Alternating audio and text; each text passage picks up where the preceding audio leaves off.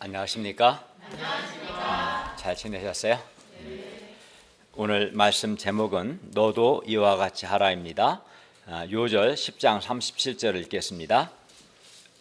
시작.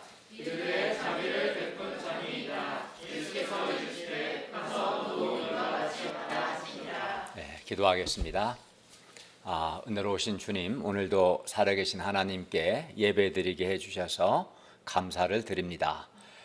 우리가 드리는 예배가 성부, 성자, 성령 하나님을 기쁘시게 하는 그러한 예배가 되게 하여 주십시오. 또 우리의 한 주간의 많은 죄와 허물을 우리 주 예수님의 피로 용서하여 주시고 하나님의 말씀으로 우리의 영혼을 소성시켜 주시고 우리 영혼의 은혜와 힘을 공급하여 주시기를 기도합니다.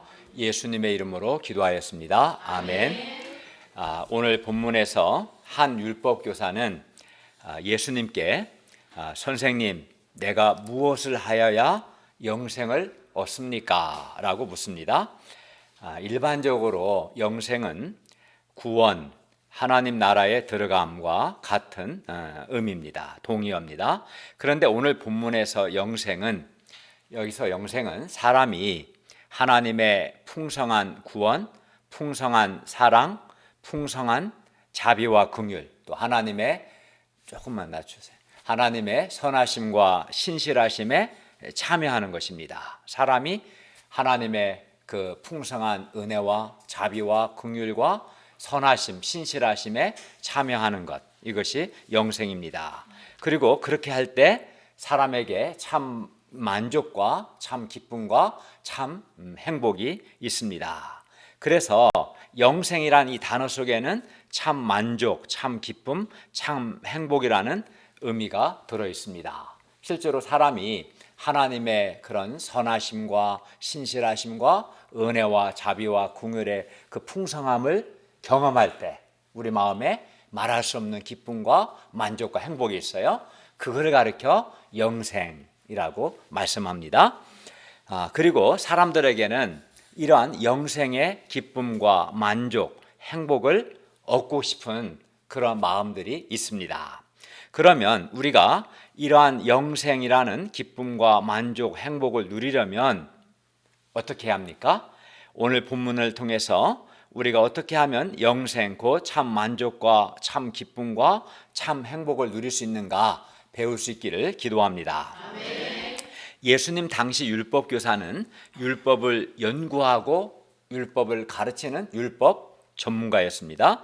이런 그가 일어나 예수님을 시험하여 묻습니다. 25절을 보십시오. 선생님, 내가 무엇을 하여야 영생을 얻으리까? 이 사람은 이미 영생 얻는 길을 잘 알고 있었으면서도 다만 예수님이 그것을 아시는지 시험하기 위해서 이 질문을 한 것입니다. 그의 이런 속마음을 잘 아신 예수님께서 묻습니다. 26절을 보십시오. 율법에 무엇이라 기록되었으며 네가 어떻게 읽느냐? 그는 율법은 자신의 전공 분야이기 때문에 아주 자신 있게 대답합니다. 우리 27절 한번 같이 읽어볼까요? 27절 시작.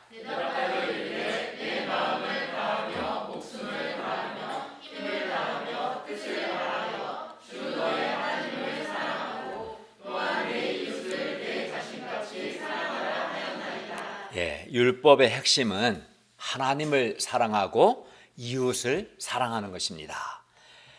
예수님께서 다시 대답하십니다. 너의 대답이 옳도다. 이를 행하라, 그러면 살리라. 즉, 네가 대답을 참 잘했다. 이를 행하라는 말은 네 마음과 목숨과 뜻과 힘을 다해서 하나님을 사랑하고 이웃을 네 몸처럼 사랑하라. 그리하면 살리라. 그리하면 영생을 얻으리라. 이런 말씀입니다. 본문의 이 율법교사는 무엇을 하여야 영생을 얻는가 정확히 알고 있었습니다. 마음과 목숨과 힘과 뜻을 다해서 하나님을 사랑하고 이웃을 자신과 같이 사랑할 때 영생이 있습니다. 그러나 그는 실천하지 않았습니다. 그래서 예수님은 이를 행하라, 그러면 살리라 말씀하신 겁니다. 여기서 산다는 것은 그냥 사는 것이 아니라 25절 영생을 얻는다. 참 만족과 참 기쁨과 참 행복을 누린다는 뜻입니다. 따라서 우리가 하나님을 사랑하고 이웃을 사랑할 때 영생을 얻습니다. 하나님을 사랑하고 이웃을 사랑할 때 참 만족과 참 기쁨과 참 행복이 있습니다. 물론 예수님을 믿음으로 구원받고 성령이 내주하시는 사람만 이렇게 하나님을 사랑하고 이웃을 사랑할 수 있습니다. 사람이 하나님을 마음과 목숨과 뜻과 힘을 다해서 사랑하고 이웃을 자신과 같이 사랑하려면 먼저 중생을 해야 합니다. 거듭나야 합니다. 왜냐하면 중생을 하면 완고했던 마음이 부드러워지고 또 마음에 하나님의 율법을 지키고자 하는 소원이 생겨요. 근데 중생하지 않은 마음은 마음이 완고하고 강팍해서 이게 잘 안 돼요. 그래서 사람이 먼저 중생을 하고 그리고 나서 또 사람 안에 성령 하나님의 내주가 있어야 합니다. 성령 하나님의 내주가 있어야 합니다. 왜냐하면 사랑은 성령 하나님의 대표적인 열매이기 때문에 그렇습니다. 그래서 중생한 신자가 성령을 따라 행할 때 맺게 되는 첫 번째 열매가 사랑이고 이외에 뭐 온유, 절제 여러 가지 열매가 있죠.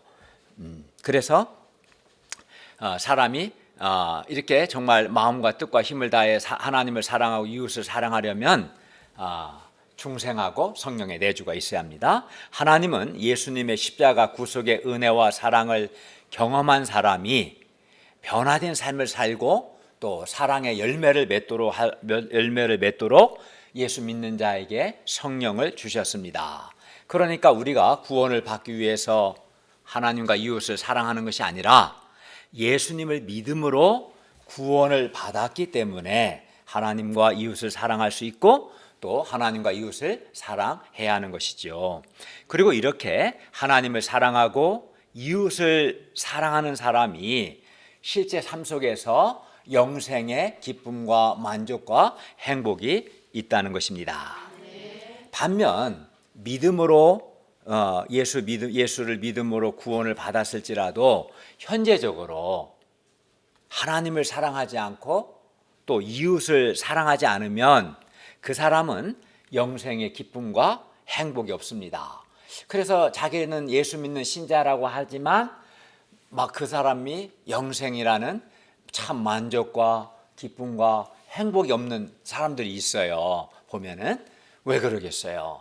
그가 현재 정말 신자라면 중생했을 것이고 성령의 내주가 있을 텐데 그럼에도 불구하고 그가 마음과 뜻과 힘을 다해 하나님을 사랑하지 않고 이웃을 사랑하는 삶을 살지 않기 때문에 영생이 없는 것이죠.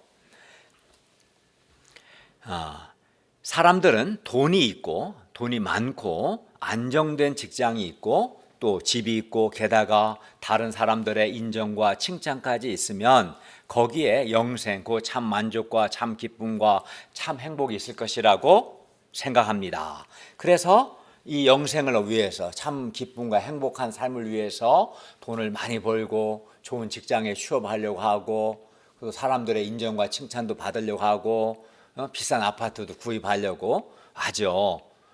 그 TV 같은 거 보면은 막 그 한강을 조망하면 그 좋은 아파트 삶이 행복할 거라고 생각하잖아요. 정말 그럴까요? 그렇지 않죠. 차라리 고수부지 산책하는 게 훨씬 나을 거예요. 네, 돈이 안 들어요. 비싼 아파트 값이. 네, 그 점에서 우리 흑석동은 참 좋죠. 이렇게 사람들이 생각하지만 그러나 아무리 돈이 있고 안정된 직장이 있고 또 집도 있고 사람의 인정과 칭찬을 받을지라도 하나님과 이웃을 사랑하지 않으면 영생이라는 참 기쁨과 참 만족과 참 행복이 없습니다. 실제로 많은 돈을 벌고 좋은 직장이 있고 사람들의 인정과 칭찬을 많이 받는데도 행복이 없어서 고통한 사람들이 얼마나 많습니까? 그러므로 우리가 마음과 목숨과 힘과 뜻을 다해서 하나님을 사랑하고 이웃을 내 자신과 같이 사랑함으로 영생의 기쁨과 행복을 누릴 수 있기를 기도합니다. 29절을 보십시오. 그 사람이 자기를 옳게 보이려고 예수님께 묻습니다. 그러면 내 이웃이 누굽니까? 율법 교사가 자기를 옳게 보이려고 예수님께 물은 것을 보면 율법 교사는 자신은 이웃을 사랑하고 있다고 아마 생각한 것 같아요. 그래서 나는 이웃을 사랑하고 있고 그런 자신을 옳게 보이려고 물은 것이죠. 그리고 율법 교사는 자기는 이웃을 사랑하고 있다는 것을 예수님께 인정받고 싶었습니다. 물론 율법 교사가 생각한 자기 이웃은 동료 율법 교사들이나 또 가까이 있는 제사장들, 바리새인들이었을 겁니다. 예수님은 이러한 율법 교사에게 한 예를 들어서 이웃에 대한 그의 생각이 잘못되었음을 가르쳐 주십니다. 그리고 누가 이웃인가, 이웃의 개념과 이웃을 사랑한다는 것이 무엇인가, 이웃 사랑에 대해서 그에게 바로 잡아주십니다. 30절을 보십시오. 어떤 사람이 예루살렘에서 여리고로 내려가다가 강도를 만났습니다. 여리고는 예루살렘을 기준으로 동북쪽으로 약 한 28km에 위치하여 있습니다. 요단강을 건너면 바로 여리고입니다. 그런데 당시 예루살렘에서 여리고로 내려가는 길에 자주 강도가 나타났는데 본문에 이 사람도 이런 떼강도를 만난 겁니다. 강도들은 그 사람의 가진 돈을 다 빼앗고 또 그의 옷을 벗기고 때려서 거의 죽게 만들었습니다. 강도들은 그가 거의 죽은 것을 보고 그 사람을 버리고 갔습니다. 이 사람은 정말 억울한 일을 당했습니다. 또 누군가 이 사람을 지금 돕지 않으면 그는 거의 죽게 된 상태로 버려졌기 때문에 죽을 것입니다. 그런데 그는 핸드폰까지 빼앗겼기 때문에 도움을 119 요청할 수도 없었습니다. 바로 이 강도 맞는 이 사람에게는 도움의 손길이 절실했어요. 31절을 보십시오.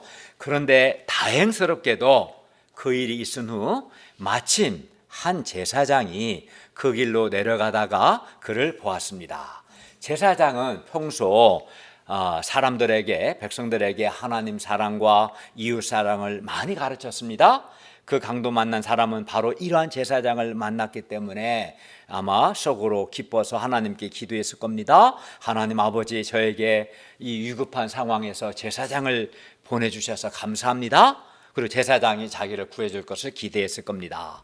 그런데 이게 웬일입니까? 31절 하반절을 보십시오. 그 제사장은 그를 보고도 피하여 지나갔습니다. 피하여 지나가는 이 제사장의 마음은 무겁긴 했지만 아무도 이런 그를 본 사람이 없었기 때문에 제사장은 강도 만난 그 사람을 보고도 못 본 채 그냥 지나갔어요. 이런 제사장의 마음에 영생의 기쁨이 있었을까요? 있을까요? 없을까요? 네, 강도 만난 사람을 보고도 평상시에는 하나님을 사랑하고 이웃을 사랑해야 한다 아무리 가르쳤지만 막상 강도 만난 사람을 보고도 그냥 지나쳐버린 이 제사장의 마음에는 영생의 기쁨이나 행복이 없었을 겁니다.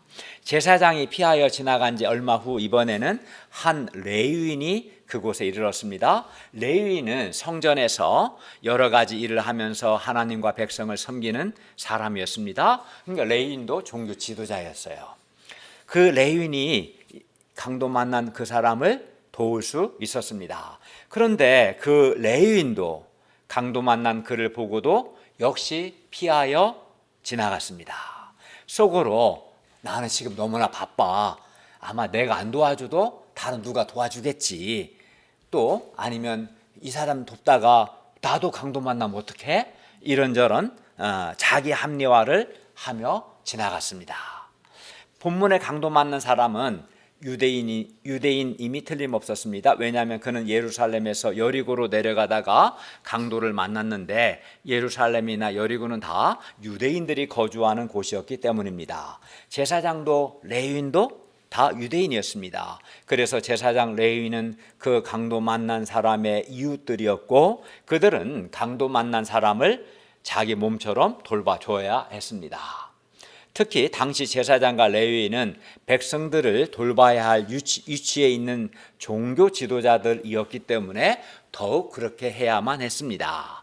그런데도 그들은 강도 만난 사람을 보고도 그냥 피하여 지나갔습니다. 왜 그렇게 했을까요? 그 이유가 무엇입니까? 이는 제사장이나 레위인은 강도 만난 사람을 불쌍히 여기는 마음이 없었기 때문입니다. 강도 만난 사람을 보았지만 그를 불쌍히 여기는 마음이 없었기 때문입니다.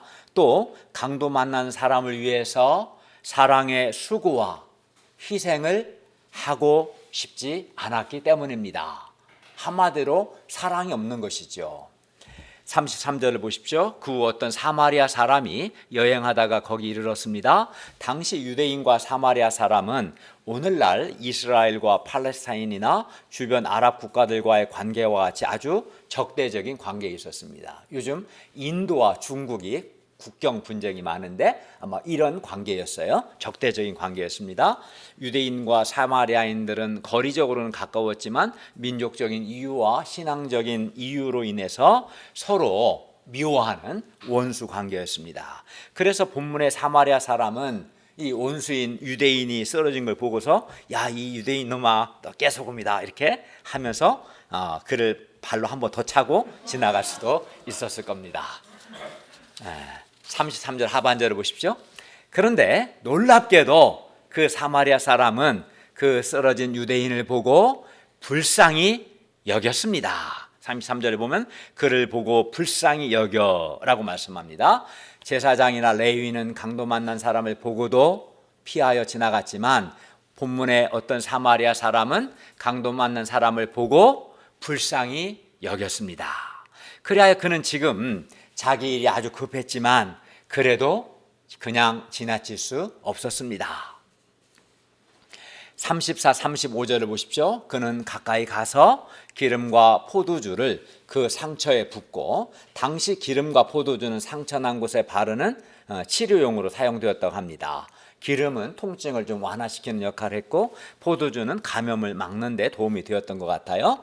그리고 그는 정성스럽게 그의 상처를 싸매고는 그 강도 만난 사람을 자기 짐승에 태워서 주막으로 데리고 갔습니다. 그리고 잠도 안 자고 밤새 강도 만난 그 사람을 돌보아 주었습니다.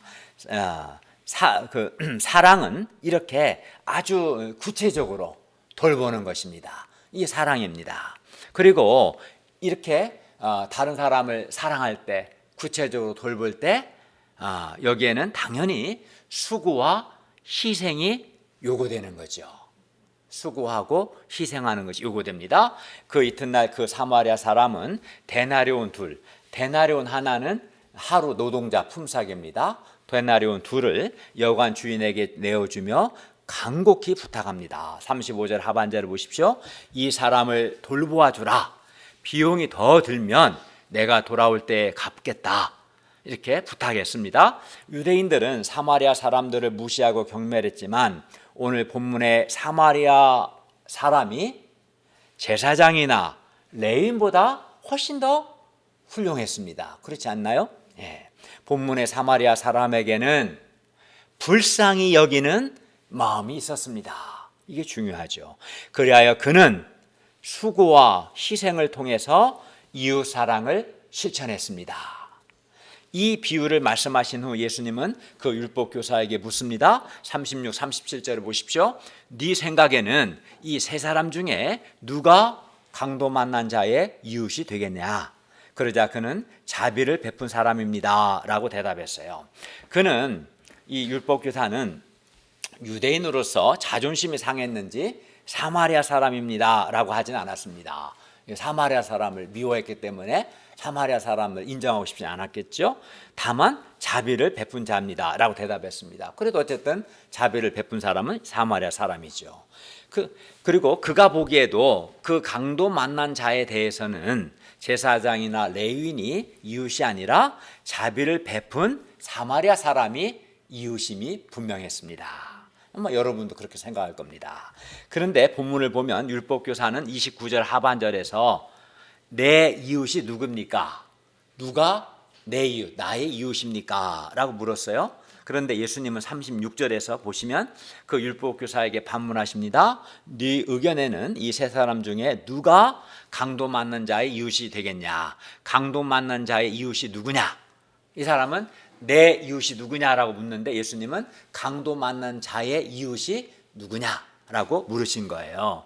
예수님의 이 질문은 율법교사의 질문과 비슷한 것 같지만 다른 점이 한 가지 있습니다. 우리는 이 두 질문에서 이웃을 결정하는 기준이 서로 다르다는 것을 알 수 있어요.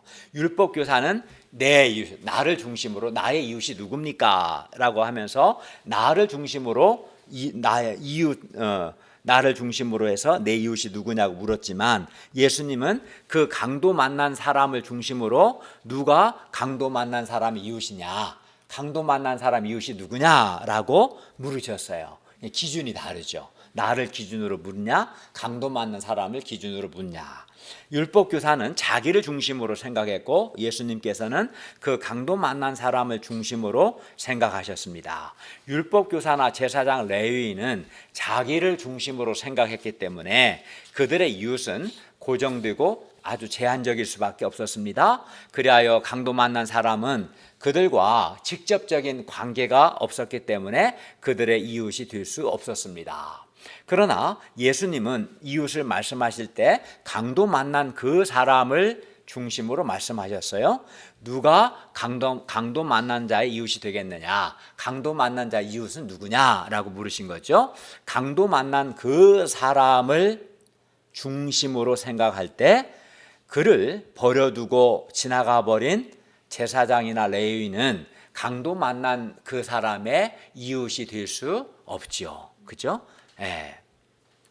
그래서 율법교사도 말한 겁니다. 자비를 베푼 사람이 강도 만난 자의 이웃입니다. 그죠? 맞는 말입니다.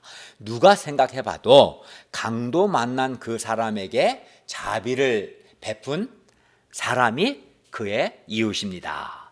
강도 만난 사람을 중심으로 생각하면 강도 만난 그 사람에게 자비를 베푸는 모든 사람이 다 강도 만난 사람의 이웃이 되는 것이겠죠. 예수님은 율법교사에게 또 말씀합니다. 가서 너도 이와 같이 하라. 예수님은 율법교사에게 가서 너도 강도 만난 자, 곧 도움이 필요한 사람을 너도 이 선한 사마리아 사람처럼 불쌍히 여기고 가서 도우라고 말씀하신 거죠. 그리고 그렇게 하는 것이 바로 이웃을 사랑하는 것이고 그렇게 이웃을 사랑할 때 영생의 기쁨과 행복이 있다고 말씀하는 겁니다. 이상에서 우리는 강도 만난 자의 이웃이 되어야 하고 또 강도 만난 자를 불쌍히 여기고 도와야 함을 배웁니다. 왜냐하면 예수님께서 가서 너도 이와 같이 하라 라고 말씀하셨기 때문입니다. 그리고 우리가 그렇게 할 때 강도 만난 사람, 도움이 필요한 사람에게 가서 우리가 그를 불쌍히 여김으로 그의 이웃이 되고 그를 위해서 사랑의 수고와 희생을 아끼지 않을 때 그 이웃 사랑하는 것이죠. 그때 우리에게 영생의 기쁨이 있습니다. 그러니까 하나님을 사랑하고 이렇게 강도 만난 자, 도움이 필요한 사람의 이웃이 되어서 그를 불쌍히 여기고 그를 돕는 삶을 살 때 거기에 영생, 즉 참 말할 수 없는 참 만족과 기쁨과 행복이 있다고 주님은 말씀합니다. 우리는 강도 만난 자, 즉 강도 만난 자는 도움이 필요한 사람을 의미하죠. 도움을 필요로 하는 사람의 이웃이 되어야 합니다. 그리고 그런 사람에게 자비를 베풀어야 합니다. 도움이 필요한 사람을 위해서 수고하고 희생함으로 구체적으로 돕고 섬겨야 합니다. 그리할 때 우리에게도 영생의 기쁨이 있습니다. 우리는 강도 만난 사람에 대해서 제사장이나 레위인처럼 보고도 피하여 지나갈 것이 아니라 본문의 사마리아 사람처럼 그를 보고 불쌍히 여겨서 돌봐줘야 합니다.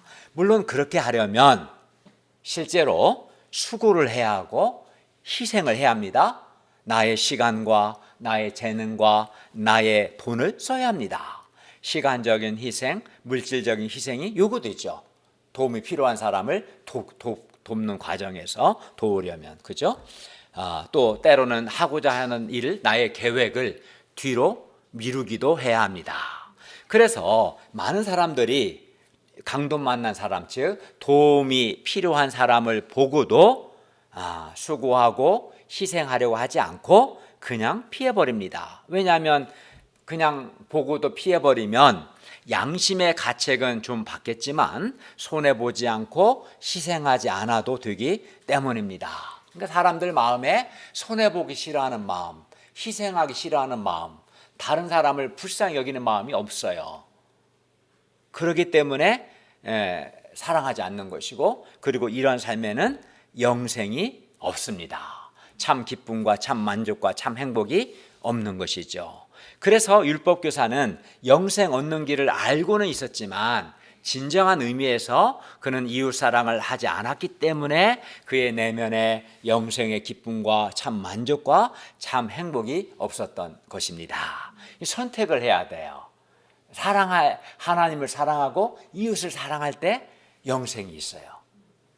근데 사랑에는 이웃 사랑에는 어때요? 이웃을 불쌍히 여기는 마음도 있어야 하고, 그를 위해서 사랑하려면 실제적인 수고를 해야 하고 희생도 해야 돼요.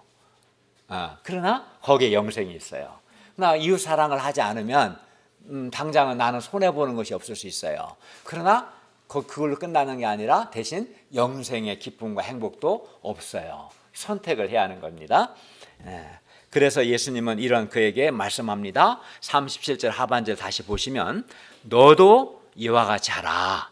그러면 이 말씀이 우리에게 의미하는 바가 무엇입니까? 우리도 강도 만난 사람을 피하지 말고 불쌍히 여기고 적극적으로 도와주어야 한다는 것입니다.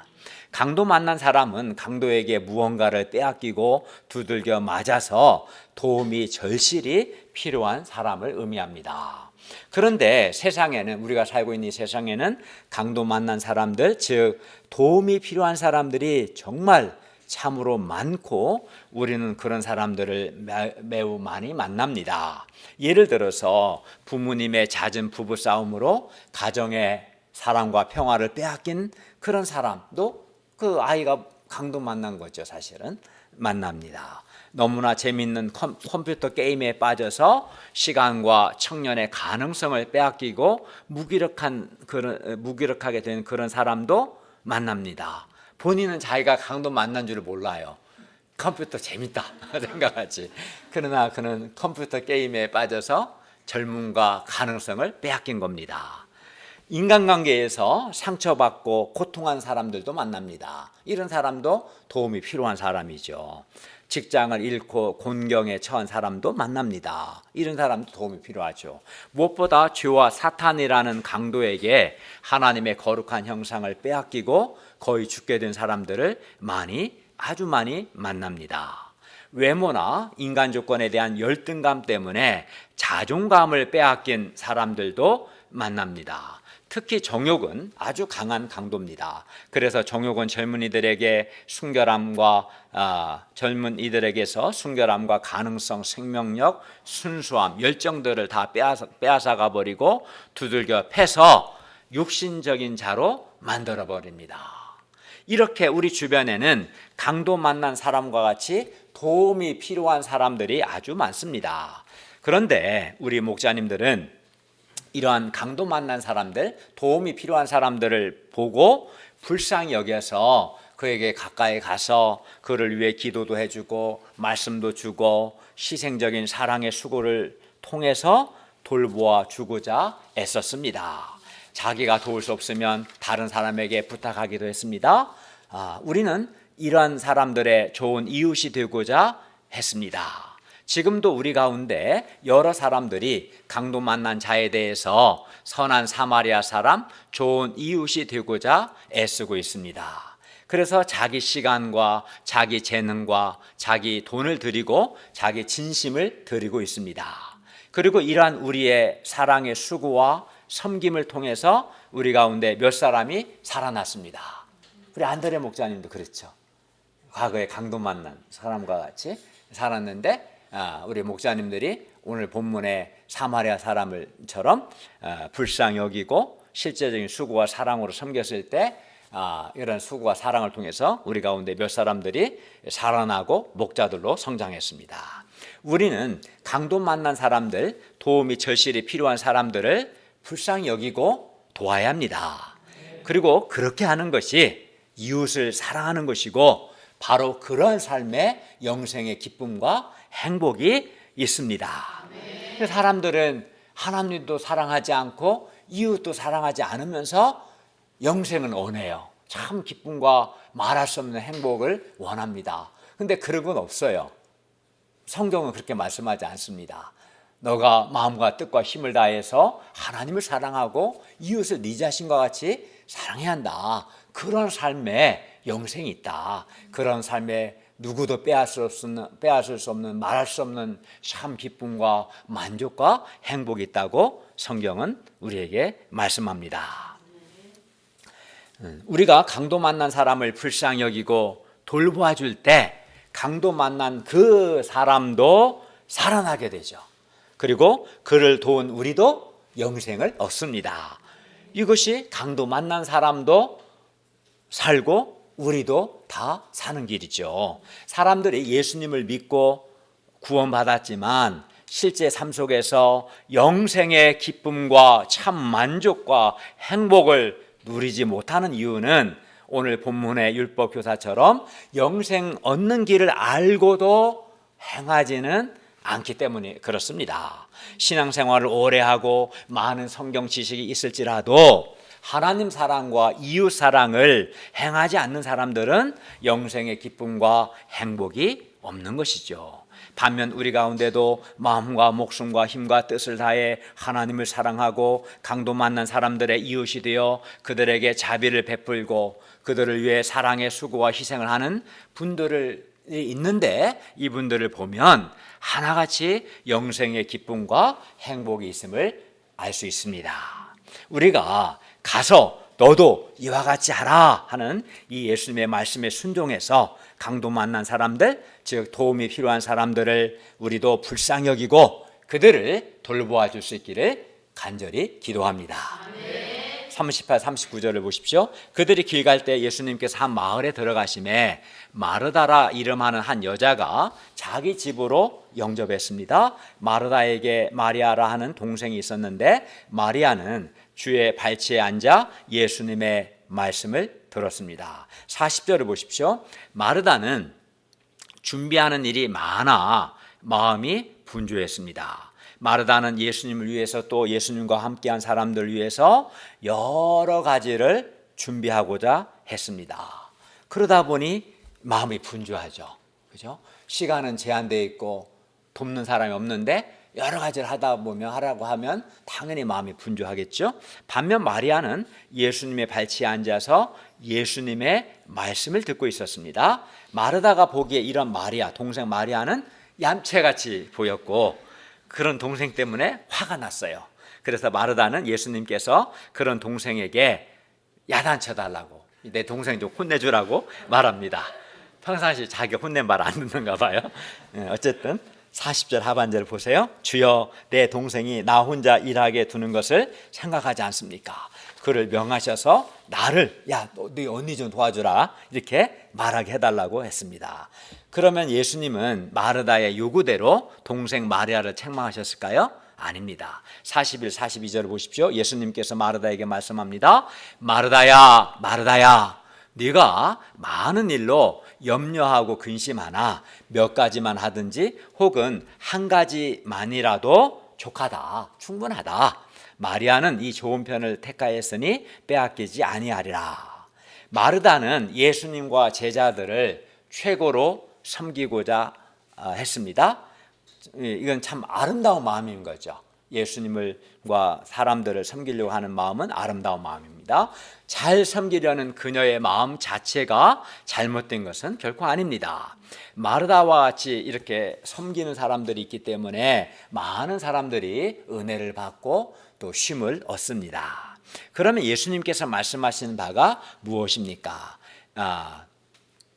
그러니까 예수님을 영접하고 섬기려는 것 자체가 잘못된 건 아니지만 너무 많은 일을 하려다가 마음이 분주해지고 원망하기보다는 자기가 할 수 있는 일을 하라는 것입니다. 많은 일로 염려하고 근심할 것이 아니라 몇 가지만 하든 혹은 한 가지만 해도 충분하다는 것입니다.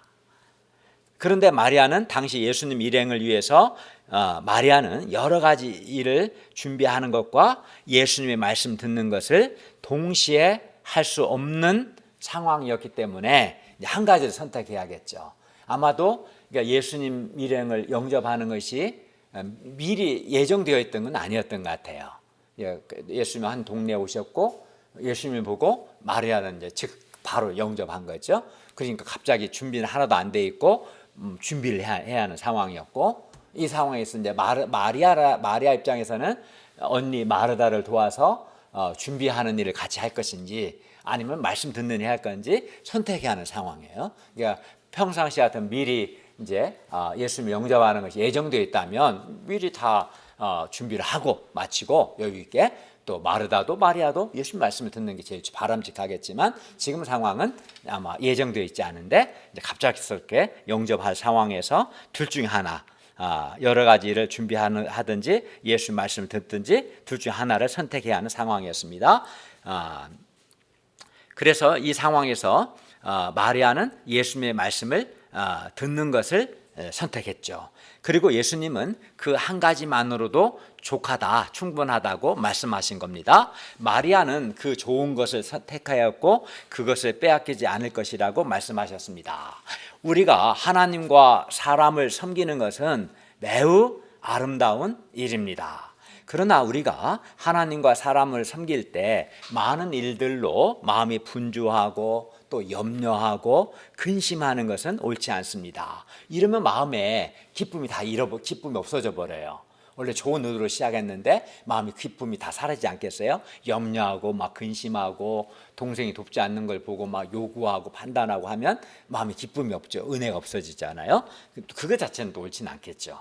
우리가 하나님과 사람을 섬길 때 몇 가지만 하든지 혹은 한 가지만이라도 기쁨과 감사로 하는 것이 옳습니다.